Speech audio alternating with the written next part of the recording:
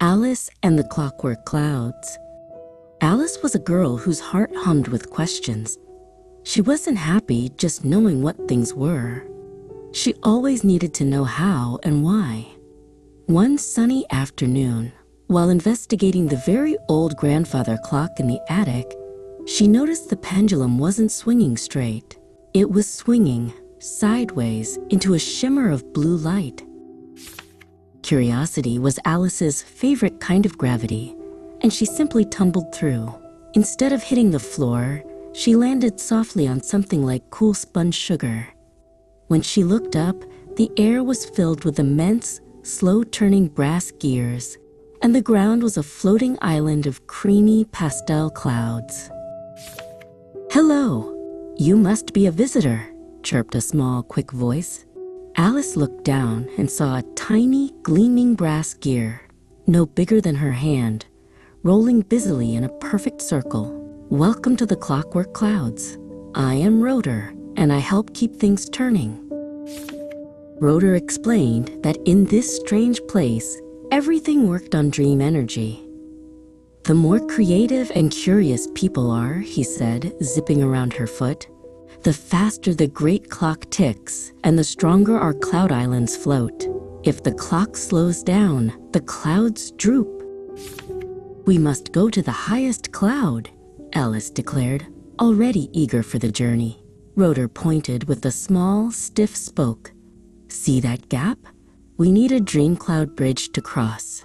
But the air is too still right now. No fresh ideas have passed by today." Alice closed her eyes.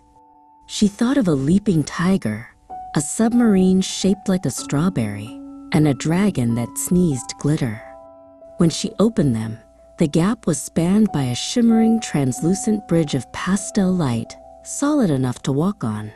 Her curiosity had done the trick. On the next island, they found a very tall, old machine that looked like a long telescope on spindly, tired legs. It was slumped over. "That's Telescope Crane," whispered Rotor. "She can lift us anywhere, but she hasn't looked at a new star chart in ages. She is worn out." "Oh, Telescope Crane," Alice said softly, patting the cold metal. "Being curious can be tiring, but it's the best kind of work. Imagine all the things you could see if you just aimed a little higher. Imagine a nebula made of cookies." With a gentle, happy creak, Telescope Crane stood up tall. She scooped Alice and Rotor into her great lens basket and lifted them, slowly, steadily, up to the highest island where the enormous, sparkling great clock waited. The great clock was magnificent, humming with thousands of tiny, perfect cogs, but its main hands were barely moving. A sleepy cloud was clinging to the highest gear. "It needs a burst of fresh dreams," Rotor sighed. "Something brave and new, from a world outside ours." Alice stood beneath the enormous mechanism and told a story. She described a land where rain was only green and dogs could read books. She told a tale of a girl who was never afraid to ask, "What if?" As she spoke, the cloud vanished and the great clock began to whir with cheerful energy. "Thank you, Alice," whispered Rotor, spinning his fastest, happiest spin. The portal shimmered open beside her.